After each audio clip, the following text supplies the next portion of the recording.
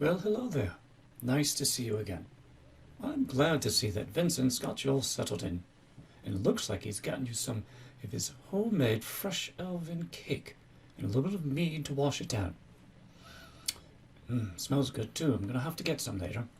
But truth be told, I'm sorry, I'd forgotten you were coming over today. But I can understand your curiosity and the excitement in hearing the tale. It's an interesting one to say the least. But as you can imagine, meeting him for the first time was an experience? No, that's not quite right. It was more of a blessing. From that point on, every day seemed like an adventure. There were new places to see, dungeons to tramps about and explore, people to meet, and of course monsters to run from. But I digress. The tale. The tale of how he came to be is a long one, and you may end up here for more than one night. Rest assured, the stables are clean, and as far as I know, they're comfortable. Not that I've slept in them at all, but, figure at least a few nights here to hear the tale and its complexity. But before we guess, I need to talk to Vincent. I need some mead. Vincent! Vincent! Yeah, boss, what do you want? I'm gonna burn the cakes here. I'm the one who does anything around here. Yeah, okay. Hey, yep, okay, I'm here. Vincent, can you do me a favor? Can you get me some mead and, some of that elven cake? It's going to be a while, so might as well make sure we have plenty to drink before we start the tale. Now, anyways, where was I? Oh yes, the tale. The tale of how he was to be. Where should I start? It was long ago. I think it was about 30 cycles around the sun. It was the end of a normal day, and I had just settled into Talon. I had announced myself as the local scholar, and of course those first 2 weeks, it was a little bit of off and on, trying to get a job here and there. Small jobs came knocking, a constable case, a farmstead dispute about where the farm fence should be. Then there was a gentleman who wanted the Hamlet story, so I had to, of course, research that of how Talon was and document all of that. But in the evening, I would find myself at the Owl's Pitch, nursing a simple mead. And, of course, that was where I met him.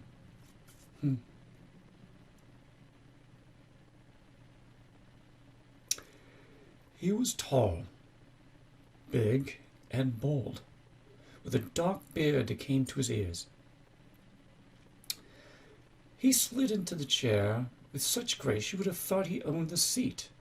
He wore a fur-lined leather vest with short sleeves, along with a large leather armbands.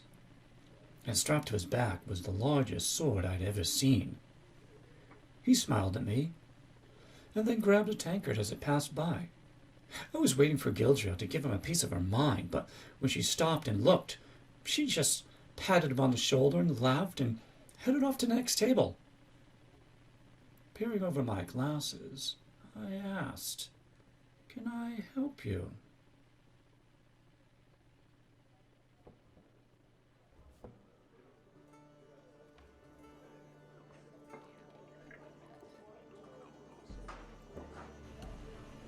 "Yes," he replied.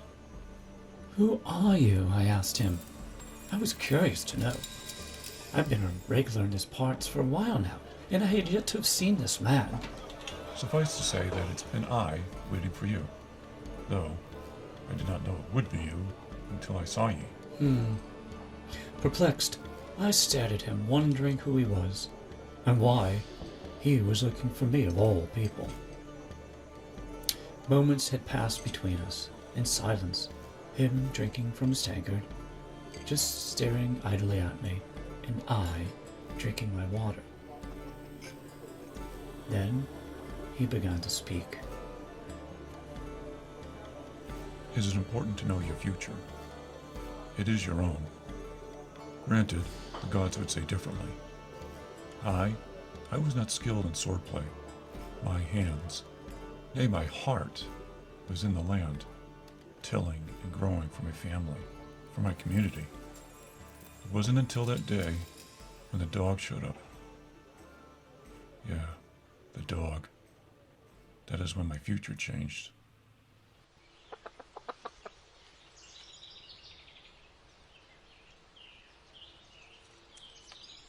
Papa! Papa! Papa! Papa! Mama's looking for you. Is she now? Yes, it's time for supper. And she said to make sure you don't stink. Yes, my dear Baldwin, and before you even think of touching me. And before the golden-haired woman finishes her sentence, the man called Baldwin has scooped up his petite wife, nuzzling her neck, with her young son giggling and skimping around their legs. Papa! Oh, does Byron need some snuggles too? And with that, Baldwin scoops up his son into their mutual embrace, holding them both tight and making them squirm and laugh. Come, dear, it's supper time. Putting his son and wife down, Baldwin looks to the stable-wide doors, and there, standing in the evening sun, is a dog, its tail pulled tight. Seeing Baldwin, the two lock eyes. The dog starts to bark even louder. Yes, and why is it staring at you? Papa! Jacob's dog never leaves his side. Is Jacob here? Baldwin is unsure in his answer, and walks to the dog only to see it back away. Then it turns and runs. Baldwin steps completely out of the stable, and during that process the dog has run about 100 feet, and, as if it knows Baldwin is looking at it, stops, looks back, and then starts barking all the more wildly. While pausing only a moment, the dog starts to run in the direction of Jacob's farm. Baldwin takes a few steps forward, then stopping, looking back at his wife and son. Baldwin, be careful. My insides say something is dreadful.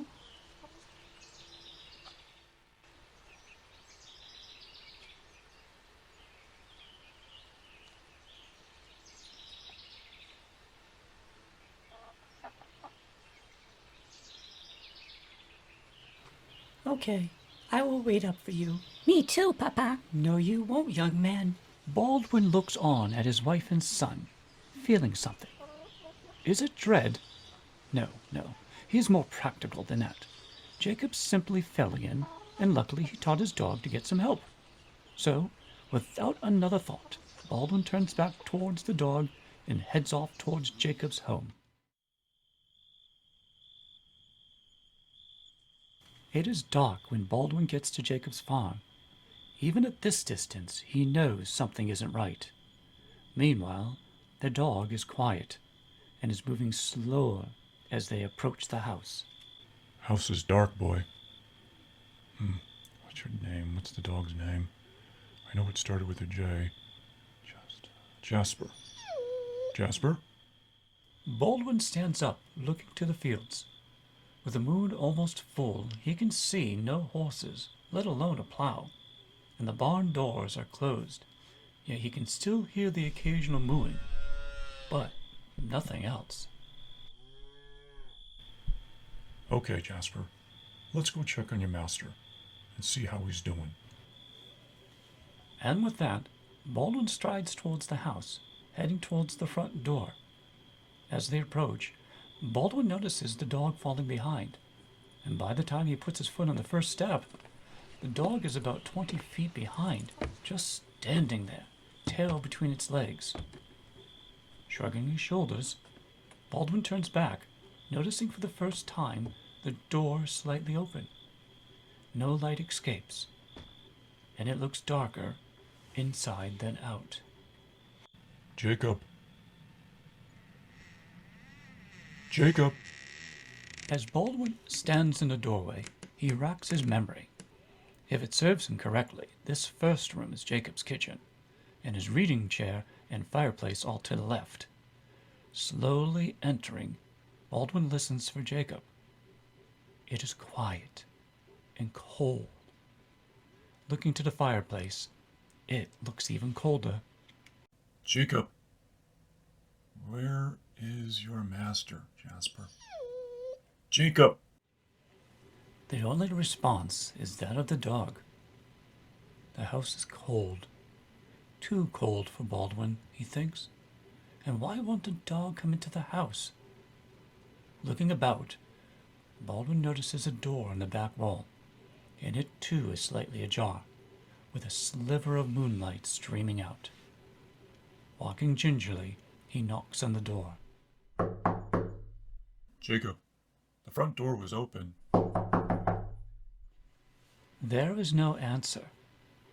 Pushing the door into the room, Baldwin stops short as a body appears lying on the floor, and with it, the slight smell of copper in the air.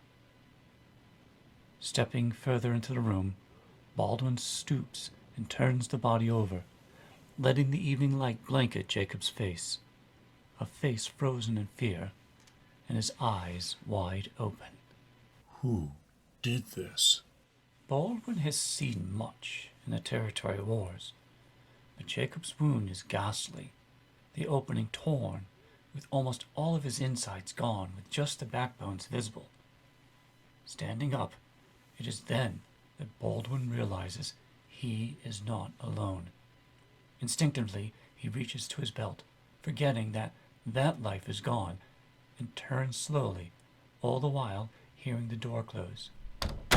And in the shadows of the doorframe, green orbs stare out, piercing, looking directly into his, and for once Baldwin is afraid.